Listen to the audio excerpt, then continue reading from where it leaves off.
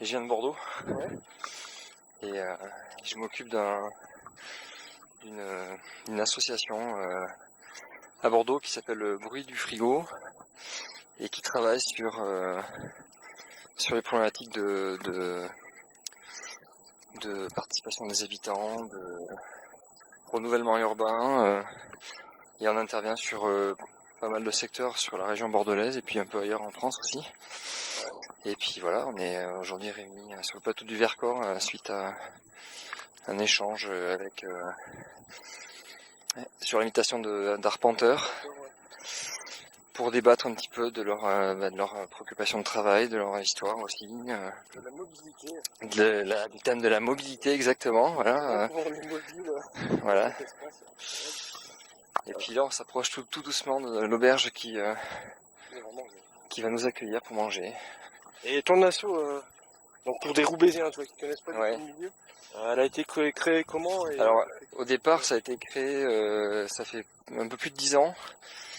Et en fait on était à l'époque quelques étudiants, plus particulièrement en architecture, en école d'architecture, et en fait on était assez critique de l'architecture, on pouvait trop dissocier, déconnecter du réel et des préoccupations des gens, des habitants, et puis en fait on a commencé à monter des actions en dehors de l'école, notre propre initiative de mobilisation dans la rue, dans l'espace public, pour aller à la rencontre des gens, observer comment ils s'appropriaient les espaces publics, etc. Et puis et fil en aiguille, on en a fait un projet professionnel. Et puis aujourd'hui, voilà, c'est notre métier de travailler avec les gens sur la ville, sur les transformations urbaines, sur leur manière de mieux vivre, de mieux s'approprier les espaces collectifs, quoi. Pourquoi ça s'appelle le bruit du frigo? Ça s'appelle le bruit du frigo parce qu'en fait on n'a pas c'était en bar à Bordeaux qu'on a récupéré et on a trouvé ce nom-là, on cherchait un nom en fait un peu décalé par rapport aux problématiques qu'on développait, on voulait pas un truc trop direct, quoi. Et puis c'est un nom qui sonnait bien et en fait on l'a utilisé pour la première fois pour nommer une exposition d'art contemporain qu'on avait organisée à Beyrouth, au Liban, et notamment dans une ancienne fabrique de surgelés. Et le nom collait bien avec le lieu d'exposition, et puis après on a gardé ce nom-là quand on a fondé l'asso, quoi, quelques mois après. Tu parlais de jardin hier, enfin j'ai surpris une conversation. Oui, alors à Bordeaux on travaille depuis un peu plus de 3 ans sur la création d'un jardin collectif, jardin partagé, dans un quartier au nord de Bordeaux, et c'est une histoire assez atypique, en tout cas à Bordeaux, parce que il y a très peu d'exemples d'espaces publics qui sont de l'initiative des gens, quoi. Et du coup là c'est vraiment un jardin qui a été dès le départ imaginé, porté par les habitants du quartier, et puis par les assos aussi du quartier. Et nous, notre rôle, ça a été d'impulser toute la dynamique au départ, de déclic et de prise de conscience, qu'il y avait aussi qu'il y avait cet espace dans le quartier, qui avait du potentiel, et qu'on pouvait travailler dessus, et que rien ne nous interdisait d'une manière libre de se saisir de cette question et de travailler ensemble, et puis ensuite d'aller voir la ville, les responsables politiques, et leur dire voilà, nous on a un projet pour cet espace. Et il se trouvait que notamment sur ce lieu il y avait un promoteur qui avait lui aussi un projet qui n'était pas du tout le même, évidemment, et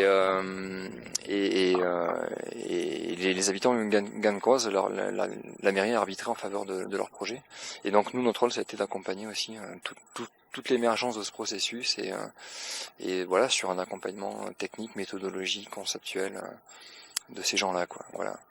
Et c'est une histoire qui va pas s'arrêter comme ça, puisque donc le jardin aujourd'hui il est jardin municipal, et une de ses particularités, c'est de le considérer comme un espace projet, c'est-à-dire un espace qui va pas être figé d'emblée comme avec une forme aménagée définitive, mais au contraire qui va vivre au gré aussi de l'appropriation des gens, de ce qu'ils veulent en faire. Et puis le principe, c'est aussi de l'équiper, parce qu'il y a quand même un équipement minimum en termes de mobilier, d'aménagement, de paysagement, etc. et que tout ce travail-là, l'implantation d'un banc, d'une table, d'un jeu d'enfant, le principe, c'est de travailler avec les habitants du quartier, c'est-à-dire que c'est leur donner la possibilité de concevoir les choses, de les imaginer, et pourquoi pas aussi de les fabriquer. Et le principe, c'est de travailler avec des professionnels donc qui vont nous accompagner là-dessus, et notamment des artistes ou des artisans qu'on fait venir, et notamment, enfin, plus particulièrement des artistes qu'on invite en résidence et qui restent sur place et qui travaillent avec les gens à construire les choses, quoi. Donc du coup, c'est un très long processus qui va certainement prendre 3, 4, 5 ans avant que le jardin prenne un visage un petit peu abouti, quoi. Voilà. La surface, c'est combien? C'est à peu près 12 000 mètres carrés. Plus d'un hectare, ouais. Oui, c'est un gros jardin à l'échelle de la ville, enfin en tout cas du quartier, et surtout voilà, un jardin qui vient d'une proposition des gens de cette taille-là, c'est quand même assez rare, quoi. Nous, on a un peu la même histoire, hein, à Lomé, sauf que nous, c'est un petit jardin et on travaille voilà sur des valeurs écologiques. Enfin, les habitants s'y impliquent. Et donc, moi, cette histoire, ça m'avait tout de suite interpellé parce que, sans doute pas la même dimension de surface, c'est à peu près la même chose qu'on fait, quoi. Donc, c'est intéressant de voir qu'il y a ces initiatives-là. Et par exemple, d'une ville comme Bordeaux. Oui, oui, ça serait intéressant de se rencontrer, de croiser un peu nos expériences. Manifestement, t'as des sensations parce que tout le monde veut venir te voir, quoi. Quelles sont les autres opérations qui ont évoqué autant de tunnels? À Bordeaux, enfin dans ce qu'on a fait. Mais en ce moment, il y a un gros projet à Marseille qui est sur les quartiers nord qu'on mène depuis 2 ans, où on travaille pour un théâtre qui s'est implanté tout récemment sur les quartiers nord, dans ce qu'on connaît des quartiers nord, un endroit un peu difficile, et qui a décidé, avant de commencer sa programmation théâtrale, de construire d'abord de la relation avec le voisinage, et de pas venir s'implanter comme un équipement qui est une opportunité à un moment donné d'un lieu. Donc ils ont pris 2 ans pour tisser des liens comme ça, avec les gens autour, et en fait ils nous ont demandé de les accompagner sur cet aspect-là. Donc on a inventé toute une batterie d'actions, de projets et de relations avec les gens, et notamment on a travaillé sur la construction de mobilier à partir d'objets ramassés sur site, récupérés. Et là, tout récemment, on a travaillé sur l'implantation d'une pépinière publique, donc comme une pépinière qui sert à faire pousser des espèces végétales pour ensuite être plantées ailleurs. Là, on s'est dit autant travailler au cœur du quartier et de faire de cette pépinière un jardin public.